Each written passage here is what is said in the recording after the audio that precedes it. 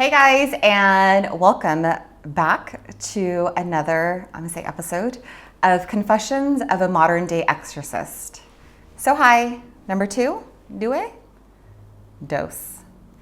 My name is Shaman Dao, and I am your modern day exorcist. So this episode is going to be me basically answering the question that I've been asked a lot around the world.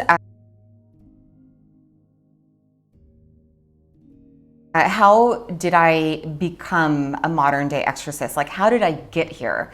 I was not always like this. Technically, yes, I was. I've always had extrasensory abilities my entire life. And I just closed that door because you have an option. You can close the door. I want to say 99.9% of the population on this earth has extrasensory abilities and just really strong intuition. And it's up to each one of us to hone it. And you can close the door on it and you can say, nope, not going to go into that realm.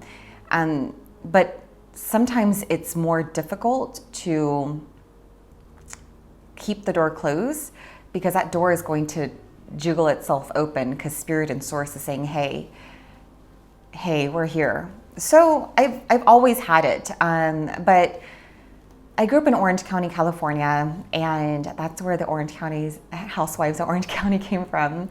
And I basically grew up in the mortgage business after college. And if you guys ever watched Wolf of Wall Street and The Big Short, life was like that for me growing up in the mortgage business. It was a lot of easy come, easy go.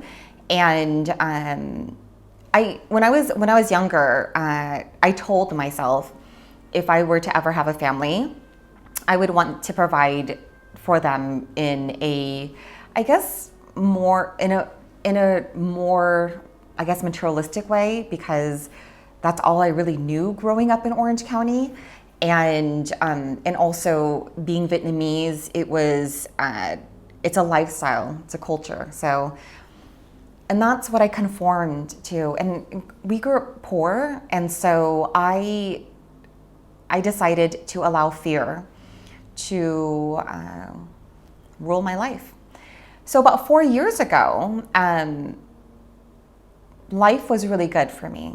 I mean, my life was on autopilot. I had an amazing boyfriend, amazing career. I was making really good money. I had a manager who became a really good friend who allowed me to travel whenever I wanted to, because I was really efficient and effective at my job. And so even if I took days off, I would make it up in numbers and sales. So I just woke up one day and I just knew someone I love was sick.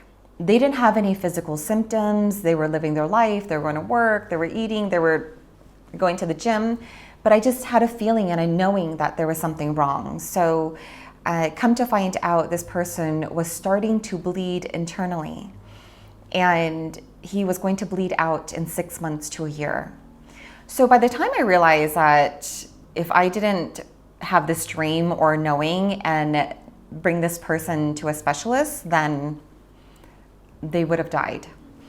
So I started questioning my life. I felt that there was something bigger that was happening with me. There was something bigger than my life and mortgage and my relationship with my boyfriend. And there was something bigger happening with me. And I had this it was like something knocking in my chest every single day for 2 months. And because I would look at my then boyfriend and I'd be like, I want to quit my job. But everyone told me I was crazy too, because yes, absolutely. The amount of money and how easy because I've been doing mortgage for 14 years off and on, and it was just so easy. And so he told me to sleep on it. And some days he's like, go ahead, just do it. And it's that fear. It's that fear inside that I'm like, well, what if I do this and this doesn't work out and all that stuff. And the knocking became stronger and stronger and louder, and I just couldn't sleep for about 2 months. And I just walked into my office and I quit my job and I said, okay. And then I just surrendered to what was happening. And I just stopped resisting. I opened up the door. And it's like everything flooded in. The next year, I was scrolling through Facebook and I saw a picture of a person I met about 4 years prior. And we didn't speak much. I mean, here, hi, acquaintances on Facebook. And I had a knowing that he was sick. And it was about 3 years ago to date, because it was Labor Day weekend. I was in Italy at that time, and he was in the States. And I ended up calling him and just asking if he was okay and how's everything going. So this person, he follows me and he knows of my abilities and my work. And so he told me, he said, tell me what you see, what should I do? And he said, do I need to go to the emergency room? And I had a vision of a blockage in one of his organs. And so I said, yeah, if it was me, I would go to the emergency room Friday, Labor Day weekend after 5 o'clock. And he did. He got the test done, got the results back. The doctor said it could have been high blood pressure because he's a very busy CEO. And the following week, he followed up with me and I asked him to go see his regular doctor to get more tests done because it was something there, the vision was still there. Come to find out, he had a gallstone larger than half the size of his gallbladder. And if your gallbladder pops, it's bile that seeps into your body and it's poisonous. So that was one. And then the second thing the doctor found was an infection in his body that she was able to give him pills for, antibiotics. And I think in less than a month, he felt like he was on top of the world. He was sick. He was really sick. But he didn't, what do you do? How do you go to the doctor and say, I feel sick, but I don't know what it is? So I was able to kind of guide him. And then the third year, there was a person in Europe. And I started asking just questions about his health and his energy. And he didn't, he wasn't receptive to these questions. And if you don't know me or my work and I'm asking particular questions, a lot of people who do not understand it are afraid. And so some people are afraid of me. So he started distancing himself from me and that's okay. Like I try to deliver messages and just ask certain questions. It's for the benefit of the person. I don't really benefit anything from it. I want to help. 8 months after our last talk, he ended up reaching out to me and he told me that he was starting chemo for cancer, 6 months. And he apologized and he said, I think I was embarrassed or I don't know. And he didn't really understand, like, why would I be asking these questions? Like, I'm not a doctor. So, I didn't technically really know his, health history. So why would I be asking these questions? And I just sent him just love from afar. That's how it all started. And I quit my job. I broke up with my then boyfriend, who we've known each other since we were 15. He wasn't really happy. But I just knew I had to do this alone in order for me to be really the best in what I do, to really focus on my abilities, of how I can help people and serve, and my own healing. So a lot of it also, as I was awakening at the same time, my heart was broken, and I was nursing that. I was on the floor a lot crying. I remember one night, I didn't know what the future held and what I was supposed to do. And I was laying on the floor of my 2-bedroom bungalow in Southern California, and I was sobbing. I was sobbing because I just gave up everything I knew.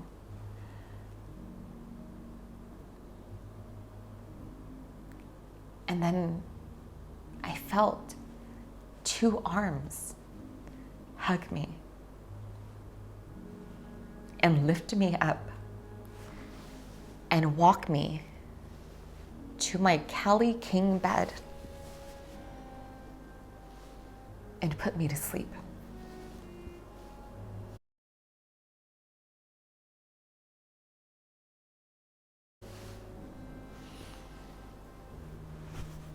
How did I get here? God, seems like lifetimes ago. I've always been this way. I've always been this way. We are supposed to remember who we are. And the life that we choose, this life, we choose it. We choose our family, we choose our friends, we choose the place that we are born. And it is up to each one of us to learn the lessons that are in place for us from eons and lifetimes ago. It is about for each one of us to remember who we are. Because along the way, with all the experiences and the beliefs and misbeliefs and the perceptions and the conforming, all of that, we forget who we are. And it's about peeling back the layers that we believe made us into who we are today. I can tell you that it is never too late to begin again. I am who I am today because I've always been this way. But I allowed my circumstances and everything around me to tell me, like, this is a life. Like, this is what I'm supposed to be doing. This is how you're supposed to be living. And only when 4 years ago, I was able to wake up and know that someone I love was going to die, and I was able to save them, my life shifted. And that's when I started asking questions. That's when I started asking questions. And here's a big, I guess, tip. I started asking questions, and I was seeking a teacher, a guide, a guru, or whatever it is. I thought I needed somebody. But the answer was always the same. The answer was and is, Carol, you know the answers. You have everything that you need inside of you. And so for those of you seeking and knowing that you have a bigger purpose in this life, you do.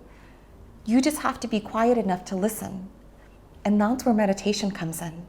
That's where going inward to the silence, because the silence tells the truth. And a lot of times, a lot of people don't want to listen to the truth. But only when you are ready, you will be able to hear God inside of you. Because you are God. I am God. We are all God, a spark of God.